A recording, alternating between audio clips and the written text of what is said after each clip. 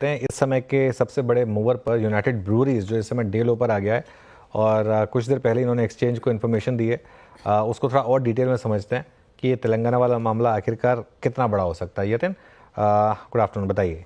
Good afternoon. तो United breweries ने stock exchanges को एक इन्फॉर्मेशन दी। उसके तहत जो तेलंगाना की जो सरकारी इकाई है, तेलंगाना ब्रूअरीज कॉरपोरेशन, इनको तत्काल इफेक्ट से सप्लाई रोकने के लिए कंपनी ने एक डिसीजन लिया है। ऑब्वियसली इसके दो बड़े कारण हैं। साल 2020 से लेके आज तक किसी प्रकार की बियर पे प्राइस हाइक जो है तेलंगाना सरकार ने उस पर नहीं ली है और ना ही जो है बियर कंपनीज दाम बढ़ा पा रही हैं। हाई वॉल्यूम मार्केट है, इसीलिए शायद टर्नओवर के बेसिस पे एक लुक्रेटिव प्रोपोजिशन होता है, लेकिन प्राइस हाइक नहीं हुई। और दूसरा सबसे बड़ा कारण है कि जो तेलंगाना की बेवरेज कॉरपोरेशन है, इन्होंने बकाया भी कंपनी को नहीं दिया है और 6 महीने से ज़्यादा ओवर ड्यू आपको होता हुआ नज़र पड़ रहा है। अगर हम 2 क्वार्टर पहले की यूनाइटेड ब्रूअरीज की तेलंगाना को लेकर कमेंट्री देखें तो उन्होंने एक बड़ा स्टेटमेंट दिया था। स्टेटमेंट ये था कि पूरी जो लिकर इंडस्ट्री है, जहां स्पिरिट्स और बियर दोनों ही शामिल है, लगभग 5,000 करोड़ रुपए का बकाया है तेलंगाना बेवरेज कॉरपोरेशन से, और उसके अंदर यूबीएल का जो बकाया है वो लगभग 900 करोड़ का है। अगर हम ये अज्यूम करें कि उसके बाद भी यूनाइटेड ब्रूअरीज ने सरकार, जो राज्य सरकार है, उसके कहने पे सप्लाई को शुरू रखा था, तो 900 करोड़ तो पहले का बकाया था। फेस्टिव सीजन और पिछले 3 महीने 4 महीने की आप सेल पकड़ लें तो 1,000 करोड़ से ऊपर का बकाया हो सकता है। तो शायद ये जो अंडरस्टैंडिंग है बाजार की, इसके चलते स्टॉक में आप 7-8% तक का डाउनफॉल देख रहे हैं। अभी थोड़ी बहुत स्टॉक में रिकवरी है, क्योंकि लोगों को यह भी लगता है कि शायद ये आर्म ट्विस्टिंग मीन्स है, क्योंकि एसोसिएशन रिप्रेजेंट कर रहा था चीफ मिनिस्टर के सामने, और शायद अभी यहां से एक प्राइस हाइक भी लेने मिले, बकाया भी ड्यू आए। लेकिन ये एश्योरेंस जो है अगस्त महीने से शुरू था, उसके बाद भी पेमेंट नहीं आया है 4 महीने के बाद। तो ये किस तरीके से लिया जाए, ये अभी थोड़ा कंफ्यूजिंग है। कंपनी इस पर ज्यादा क्लैरिटी देगी, लेकिन क्लियरली अभी मुद्दा ये है कि जो बकाया है वो नहीं आ रहा।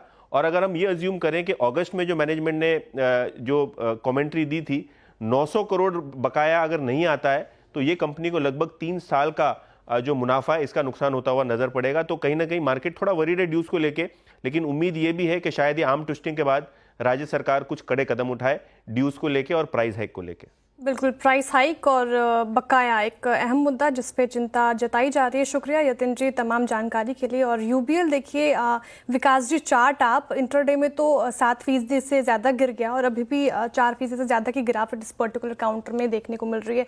कैसे रीड कर रहे हैं, क्या ये अभी सही समय है इसमें एंट्री करने के लिए, जिस तरीके से इसमें गिरावट है, या फिर जिस तरीके से बकाये को लेकर चिंता जताई जा रही है अभी फिलहाल अवॉइड करना चाहिए? आपकी राय? देखो, अभी जस्ट ये 100 और 200 डीएमए जो है उसके आसपास ट्रेड करते हुए देखने मिल रहा है, और मुझे लगता है कि जब तक इसके ऊपर ट्रेड कर रहा है तब तक तो ठीक ठाक है। लेकिन अगर ये जैसे 1970 के नीचे फिसलता है तो थोड़ा सा यहाँ पे जो साइन है वो नेगेटिव होते हुए देखने मिलेगा। हालांकि जिनके पास पोजीशन है तो एटलीस्ट 1970 का यहाँ पे एक स्ट्रेलिंग स्टॉप लॉस लगा के ही इसमें काम करना चाहिए। एक बार यहाँ पे सेटल डाउन हो जाएगी, ऊपर में जो रेंज निकल के आती है वो 201018 के आसपास के, इसके ऊपर अगर एक काउंटर वापस ट्रेड करना स्टार्ट होता है तो मुझे लगता है वापस एक अपसाइड का मोमेंटम कैरी करते हुए देखने मिलेगा। फिलहाल तो एक सपोर्ट जोन के आसपास ट्रेड कर रहा है, तो जिनके पास पोजीशन है तो मेरी होल्ड करने की राय रहेगी। 1970 का यहाँ पे आज के दिन के हिसाब से एक स्टॉप लॉस लगा के इसमें होल्ड किया जा सकता है, और ऊपर में जैसे ही 2018 के आसपास आता है उसके ऊपर क्लोज होता है तो मुझे लगता है वापस 2060 के आसपास का एक मोमेंटम कैरी कर सकता है। तो फिलहाल तो होल्ड करने की राय है। फिलहाल होल्ड करने की राय है न्यूज़ फ्लो के बाद जिनकी एग्जिस्टिंग पोजीशन है। मीनवाइल थोड़ा सा बाजार की